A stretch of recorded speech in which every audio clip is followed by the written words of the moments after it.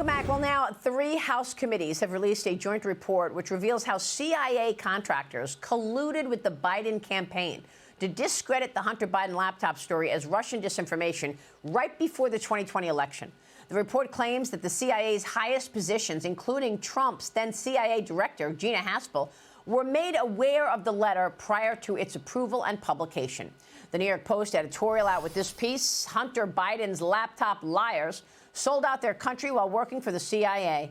They're calling it the biggest black eye in the agency's history. President Biden was able to use that letter as a talking point during the lead up to the 2020 election in this debate. Watch. 50 former national intelligence folks who said that what he's accusing me of is a Russian plan. They have said that this has all the 5 former heads of the CIA, both parties, say what he's saying is a bunch of garbage. This is classic Trump. We have 4 days left, and all of a sudden there's a laptop. There's overwhelming evidence that from the intelligence community that the Russians are engaged. It's the last-ditch effort in this desperate campaign to smear me and my family. And the vast majority of the intelligence people have come out and said there's no basis at all. Well, we now know otherwise, and we now know that the president was fibbing in all of those clips. Joining me now is House Oversight Committee Chairman James Comer. Mr. Chairman, the CIA knew that the laptop was not hacked by Russia. Joe Biden knew that the laptop was real. So did Hunter Biden, as this letter was being passed around. Is that what is the main takeaway of this report? It is. I mean, this is one of the biggest political scandals that I can remember. I mean, this is a perfect example of the deep state colluding with their allies in the mainstream media to create a false narrative to attack a political opponent, and that opponent, of course, was Donald Trump. We've known all along that the FBI and CIA knew the laptop was real, that the laptop was not Russian disinformation. But what I've had to deal with over the past year and a half in investigating the Biden family corruption is the fact that the deep state comes in and they manufacture stories. The mainstream media takes them, hits copy and print, and publishes them, and then Joe Biden goes along and uses those talking points. So we have many questions about who's actually calling the shots in the Biden administration, and more evidence is coming forward that it's the deep state bureaucrats. This is a perfect example of the deep state bureaucracy creating a false narrative to have political interference in our nation's highest election. Yeah, and Senator Ron Johnson tweeted this. This helps explain why then CIA Director Gina Haspel refused to provide information that Senator Grassley and I requested in our investigation of the Russia collusion hoax. She would not even schedule a phone call to explain why. Instead, she allowed these 51 corrupt officials to interfere in the 2020 election to a far greater extent than anything Russia could have hoped for. That's from Ron Johnson. He's exactly right. I mean, it's 100% accurate. It's not just the CIA, it's the FBI. They were involved as well. They tried to cover their tracks. They hate Donald Trump. They don't want anyone that's going to go in and drain the swamp and disrupt the deep state bureaucracy. They knew Donald Trump was trying to do that, knew Joe Biden would go along with their games. So how do you, as the chairman of the Oversight Committee, ensure that this doesn't happen right before this election in 2024? How do you, as an elected official, ensure that this quote-unquote deep state cannot interfere in the election again? Well, we're doing everything we can. Anytime we get new information that's evidence where they've been involved, they're trying to interfere in elections, they're creating false narratives, we go public with that. That's about all we can do, unfortunately, with the Democrat Senate. We've used subpoena power. We've subpoenaed and held the Attorney General in contempt. This deep state is dug in, Maria. They are not going to provide any information. They're not going to be helpful. They're obstructing every investigation that we have, but they know we're watching them.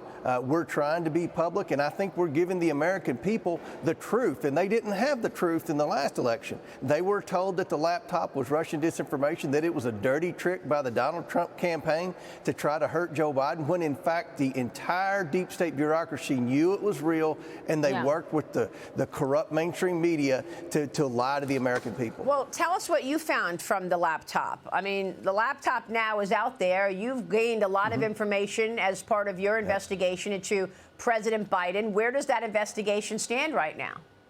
Well, it stands, we've already issued criminal referrals. Ironically, the first batch of criminal referrals pertain to lying in the deposition by Hunter Biden, lying in the transcribed interview by Jim Biden. One of the things that their lawyers kept saying in the deposition and interview, which was just a few months ago, was that the laptop wasn't real, that they disputed anything in the laptop, that it was Russian disinformation. And until the Department of Justice used the laptop as evidence in the lying on the gun application charge, they really could still get away with it. But what we see on the laptop are emails, text messages, bank records, pictures, evidence that Joe Biden was the central figure in the family's influence peddling schemes. And I think that's something that every American is concerned about. They don't want the President of the United States to be for sale to our adversaries around the world. I understand that, but I'm waiting for the criminal referrals about that. Congressman, you know that you sent criminal referrals out over the Biden family lying to Congress, Hunter and James Biden lying to Congress. I didn't see any criminal referrals for influence peddling. Yeah, well, we're still working on that. As you know, more evidence comes forward every day. We're trying to publish this report. It's 3 committees working together. You have the Ways and Means Committee working with the IRS whistleblowers, and it's just it's a Herculean task to put all this together. But I think that's going to be coming in the next few weeks, and hopefully, what we've seen is that this Attorney General is not going to do anything about it, but the statute of limitations is going to be good for several years to where the next president and the next Attorney General can actually hold these people accountable, because we know this administration is not going to, Maria. Well, look, House Republicans led by Florida's Anna Paulina Luna are still working to get the audio tapes of Biden's interview with the former special counsel, Robert Hur. She told Attorney General Merrick Garland that if he does not comply with the subpoena by tomorrow, Republicans will vote to have the House Sergeant at Arms bring him into custody. Come on, Mr. Chairman, are you really going to bring the Attorney General into custody? Well, that's Anna Luna's idea. I think we've got a good case in court. The reason I think we're in good standing in court is because the Associated Press and CNN and the Washington Post and several other media outlets are also suing for the release of the tape. So we've got a good standing in court. I don't think this inherent contempt thing is necessary. I will vote for it, but I don't think it's necessary. I don't think anyone understands how it's going to work. The last time it was used, members of Congress rode horses to this building where I am right now. So I think that we've got a good standing in court now. We've held him in contempt the right way, and hopefully we'll win in court because we've got the mainstream media on our side for once. Well, wow. I want to move on to this because the Oversight Committee is also demanding the group behind the anti-Israel protests on college campuses reveal their funding.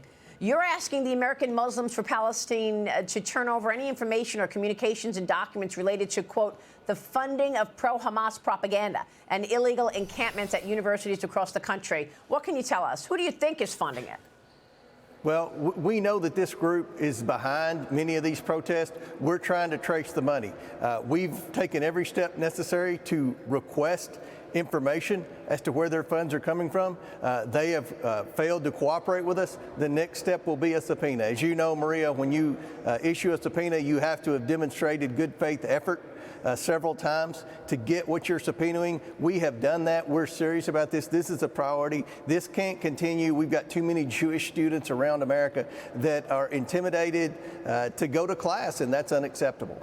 Okay. I want to move on to China because the Oversight Committee held a hearing yesterday on combating the Chinese Communist Party's political warfare and the efforts to infiltrate key sectors in the United States. What have you learned from that hearing? I just did a special on Fox Nation called Underwriting the Enemy, and this is about all these thousands of Chinese companies that are traded on our exchanges, and they don't even follow the accounting rules of the regular standing accounting rules that every other public company follows. Why is that? Are you looking at that? Are you going to keep these companies trading on exchanges, enabling unwitting investors to actually fund the expansion of our number one adversary and enemy? Well, I think right now one of our biggest concerns from a financial perspective is the fact that this Chinese bond market looks a lot like the 2008 U.S. bond market. The bonds are backed by questionable securities. We don't know anything, as you say, about the current state of the financial market of China. I was always under the impression that China was awash in cash and that they were in excellent financial shape, but they've spent a lot of money on infrastructure, on their Belt and Road initiatives, and we fear that if there's a collapse in the bond market in China, that's going to have a ripple effect all over the United States. But what the investigation's focused on is the fact that the federal government, in all these different agencies, they don't have any plan to combat the Chinese influence. They don't even know what to look for when China comes in and infiltrates and tries to disrupt and hurt America, whether it be in the securities market, whether it be in agriculture or wherever. Okay. Well, I know this is something that all our viewers care about deeply, Chairman, and we appreciate you focusing on it. We'll keep following your work, sir. Thanks so much. Thank you. All right, Mr. Chairman, James Comer joining us in D.C. We'll be right back.